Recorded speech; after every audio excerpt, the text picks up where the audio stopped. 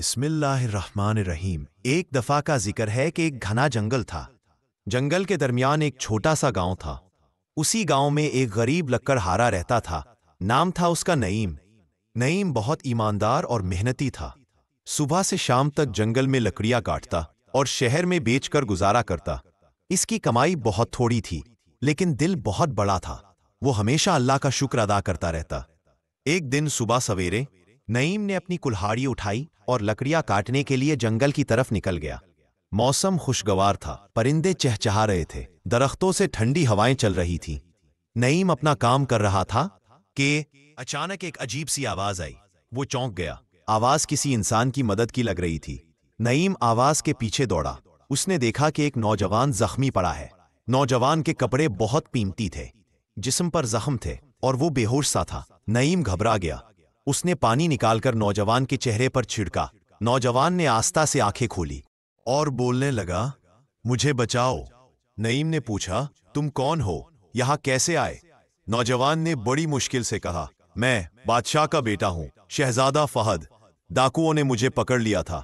میں جان بچا کر بھاگا مگر زخمی ہو گیا۔ نعیم حیران رہ گیا۔ اس نے فوراً شہزادے کو سہارا دیا، اسے اپنے کندھے پر اٹھایا اور گاؤں کی طرف لے جانے لگا۔ راستہ لمبا تھا مگر نعیم نے ہمت نہیں ہاری۔ گاؤں میں وہ شہزادے کو اپنے گھر لے آیا۔ گھر بہت چھوٹا تھا لیکن دل بہت بڑا تھا۔ نعیم کی بیوی بھی بہت نیک تھی۔ اس نے شہزادے کی مرہم پٹی کی، کھانا کھلایا اور آرام کرنے کو بستر دیا۔ 3 دن تک نعیم اور اس کی بیوی شہزادے کی خدمت کرتے رہے۔ انہیں معلوم نہیں تھا کہ شہزادہ کتنا قیمتی ہے۔ وہ صرف انسانیت کی بنیاد پر مدد کر رہے تھے۔ چوتھے دن شہزادہ بہتر ہو گیا۔ اس نے نعیم سے کہا، میں تمہاری نیکی کبھی نہیں بھولوں گا۔ میرے والد پریشان ہوں گے، مجھے محل جانا ہے۔ نعیم نے کہا، میں تمہیں خود چھوڑاؤں گا۔ دونوں جنگل سے گزرتے ہوئے محل پہنچے۔ محل کے دروازے پر سپاہی کھڑے تھے۔ انہوں نے شہزادے کو پہچان لیا۔ فوراً دوڑ کر بادشاہ کو اطلاع دی۔ بادشاہ بھاگتا ہوا باہر آیا۔ اس نے شہزادے کو گلے لگا لیا۔ وہ روتے ہوئے کہنے لگا، بیٹا، میں نے تمہیں ہر جگہ تلاش کروایا۔ بادشاہ نے نعیم کو دیکھا اور کہا، تم نے میرا بیٹا بچایا ہے، جو مانگو گے میں دوں گا۔ نعیم نے ادب سے کہا، بادشاہ سلامت، میں نے انسانیت کے ناطے مدد کی ہے، مجھے کسی انعام کی ضرورت نہیں۔ بادشاہ اس کی بات سے متاثر ہوا، لیکن شہزادہ آگے بڑھا اور بولا، نعیم بھائی، آپ نے میری جان بچائی ہے، آپ انعام ضرور لیں گے۔ نعیم نے کہا، اگر ضرور دینا ہے تو میرے گاؤں کے غریب لوگوں کی مدد کر دے۔ شہزادہ حیران رہ گیا۔ بادشاہ بھی متاثر ہوا۔ دونوں نے وعدہ کیا کہ پورا گاؤں آباد کریں گے۔ اگلے دن بادشاہ نے حکم دیا کہ نعیم کے گاؤں میں کنواں کھودا جائے، اسکول بنایا جائے، درمانگاہ، ہسپتال بنائی جائے، راستے پختہ کیے جائے۔ پوری بادشاہت اس کام میں لگ گئی۔ گاؤں والوں کی خوشیاں لوٹ آئیں۔ نعیم سب کی آنکھوں کا تارا بن گیا۔ شہزادہ اکثر نعیم سے ملنے آتا۔ دونوں میں دوستی ہو گئی۔ وہ ایک دوسرے کی مدد کرنے لگے۔ بادشاہ نے ایک دن کہا، نعیم، تم بہت نیک انسان ہو، میں چاہتا ہوں کہ تم میرے جنگلات کے نگران بن جاؤ۔ یہ عزت بہت بڑی تھی۔ نعیم نے سوچ کر ہاں کر دی اور اپنی نئی زندگی شروع کی۔ اب وہ صرف لکڑیاں نہیں کاٹتا تھا بلکہ پورے جنگل کی حفاظت کرتا تھا۔ لوگ اس کی عزت کرتے تھے۔ شہزادہ فہد بھی بڑا ہو گیا۔ وہ تخت پر بیٹھا۔ وہ نعیم کو اپنے باپ کی طرح عزت دیتا تھا۔ جب بھی کوئی مسئلہ ہوتا وہ نعیم سے مشورہ لیتا۔ نعیم کی ایمانداری ہر جگہ مشہور ہو گئی۔ وہ کبھی جھوٹ نہیں بولتا تھا، کبھی لالچ نہیں کرتا تھا۔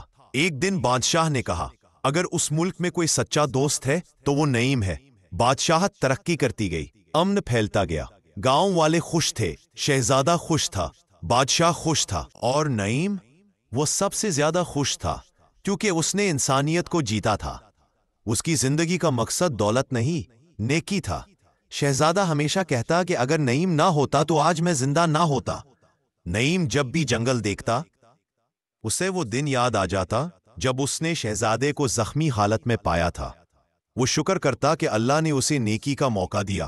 وقت گزرتا گیا، نعیم بوڑھا ہو گیا مگر اس کی عزت ہمیشہ بلند رہی۔ شہزادہ اسے کبھی اکیلا نہیں چھوڑتا تھا۔ وہ خود آ کر ہر خیر خیریت پوچھتا۔ جب بھی کوئی مشکل آتی نعیم کا تجربہ کام آتا۔ سلطنت میں انصاف بڑھ گیا، غریبوں کا خیال رکھا جاتا۔ یہ سب نعیم کے اثر کی وجہ سے تھا۔ ایک دن شہزادہ لوگوں سے بولا، اصل بادشاہ وہ نہیں جو تخت پر بیٹھتا ہے، اصل بادشاہ وہ ہے جو دلوں پر حکومت کرے، اور نعیم دلوں کا بادشاہ ہے۔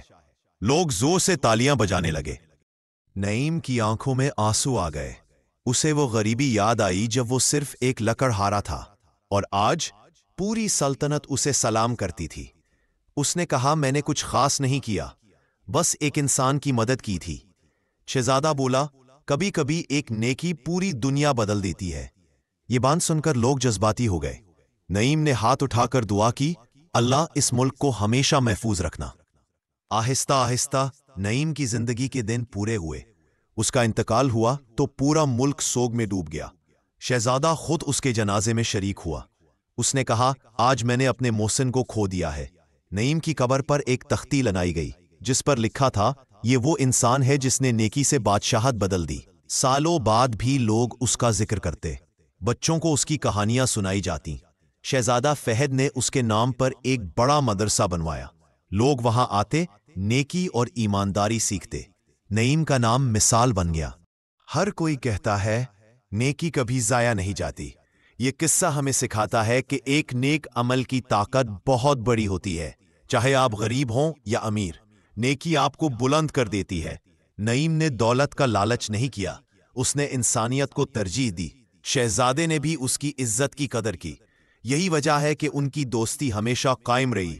اگر دنیا میں ہر شخص نعیم جیسا ہو جائے تو دنیا جنت بن جائے، کیونکہ اصل خوبصورتی نیکی میں ہے، دل کی صفائی میں ہے، اور انسانیت میں ہے۔ یہی اس کہانی کا سبق ہے۔